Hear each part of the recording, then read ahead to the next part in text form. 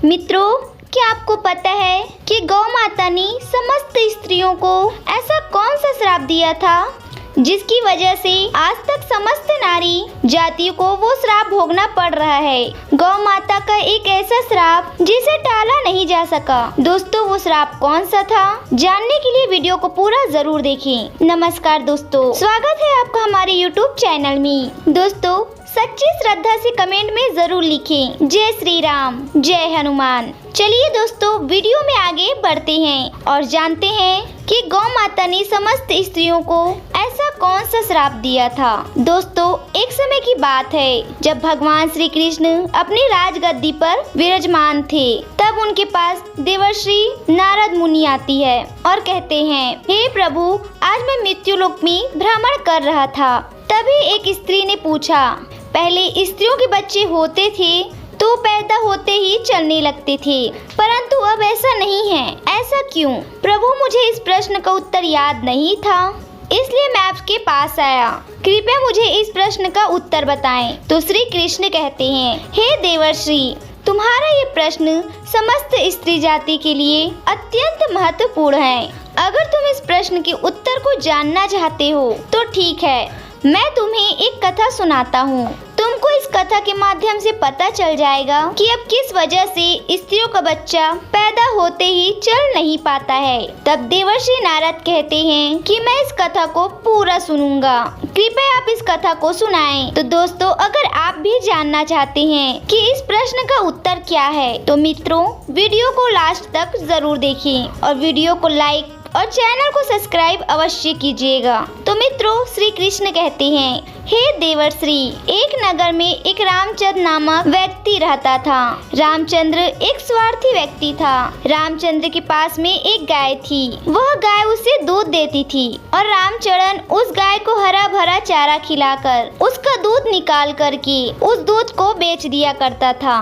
रामचंद्र गाय का दूध खुद भी पीता था और अपने परिवार वालों को भी पिलाता था।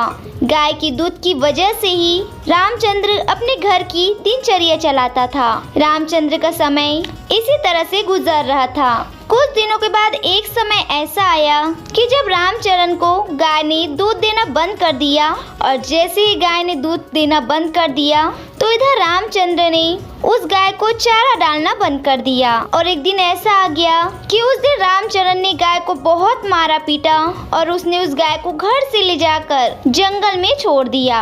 अब वो गाय बेचारी अकेली पड़ गई। बेचारी गाय जंगल में अकेली इधर उधर घूमती फिरती है और एक दिन जंगल में बने मंदिर के पास पहुंचती है और भगवान से विनती करते हुए कहती है, हे भगवान, कि मैं आपसे एक निवेदन करती हूँ कि हमें गाय की योनि में डालकर कितना गलत काम किया है। श्री कृष्ण कहते हैं कि देवर्षि, वो गाय कहती है कि देखिए कि जो आपकी 84 लाख योनियों में सबसे श्रेष्ठ योनि मानव की है, तो वह कितना पाप और कितना दुष्ट कर्म करता है। वह गाय आगे कहती है, जब तक कि मैं दूध देती रही तब तक उस व्यक्ति ने मुझे अपने घर पर रखा, हरा भरा चारा खिलाया। जैसे ही मैंने दूध देना बंद कर दिया, उसके बाद उन्होंने मेरे पे चारा नहीं डाला।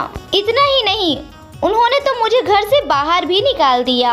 अब मैं इधर उधर भटक रही हूँ। अब मैं जंगल में चारा खा खा के, जंगल में घास खा कर के मैं अपने पेट को भरती हूँ। हे भगवान, आपने जो सर्वश्रेष्ठ योनि बनाई है, ये तो कितने स्वार्थी और लालची योनि है। श्री कृष्ण कहते हैं कि श्री देवर्षि नारद, ये धीरे धीरे समय व्यतीत होते जाता है। गाय बेचारी इधर उधर भटकती रही। जब भी वह गाय रामचंद्र के द्वार पर आ जाती है तो रामचरण ने लाठी लेकर उस गाय को जंगल की तरफ, खेतों की तरफ भगाकर आता है। श्री कृष्ण कहते हैं कि देवर्षि, धीरे धीरे जब गाय गर्भवती हो जाती है तो जैसे ही अब 3-4 महीने का गर्भ हुआ है तो उसी जंगल से एक स्त्री गुजर रही थी। उस स्त्री ने जैसे उस गाय को देखा कि उसने मन में सोचा कि ये गाय तो गर्भवती है, मैं एक काम करती हूँ, इस गाय को मैं पाल लेती हूँ। जब इसका बच्चा हो जाएगा तो यही गाय मुझे दूध देने लगेगी, तब मैं इसका दूध खुद पीऊंगी और साथ ही मैं अपने परिवार वालों को भी पिलाऊंगी और उसको बेचूंगी भी। तो जैसे वो स्त्री उस गाय को पकड़ने के लिए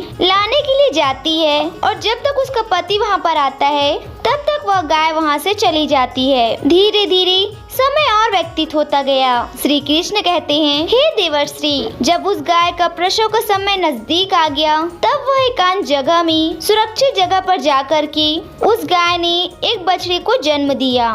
श्री कृष्ण कहते हैं कि प्रसव के कुछ समय बाद वही स्त्री उसे जंगल में घास काटने के लिए गई हुई थी। जैसे उसने दूर से देखा कि उस गाय ने एक बच्चा जन्म दिया हुआ है, तब वह स्त्री उसके पास गई और उसने ध्यान से उस गाय को देखा तो बोली, अरे ये तो वही गाय है, तो इस गाय ने तो बछड़ा दे ही दिया, चलो अच्छा हुआ। वह स्त्री सोचती है कि मैं इस गाय को पकड़कर अपने घर पर अवश्य ले जाऊंगी। जैसे ही वो स्त्री उस गाय के पास से अपने पति को बुलाने के लिए जाने लगती है, तभी उस गाय ने उसी समय उस स्त्री से कहती है, बहन, आज तुम हमारे ऊपर एक परोपकार कर दो। यह मेरा जो बच्चा है यह पीछे पड़ा हुआ है, इसे उठाकर तुम मेरे गर्दन के ऊपर रख दो। मैं अपने बच्चे को लेकर के किसी सुरक्षित जगह पर चली जाऊंगी, क्योंकि मेरा ये बच्चा 8 महीने बाद चलने लायक हो पाएगा। 8 महीने बाद यह अपने पैरों पर चलेगा।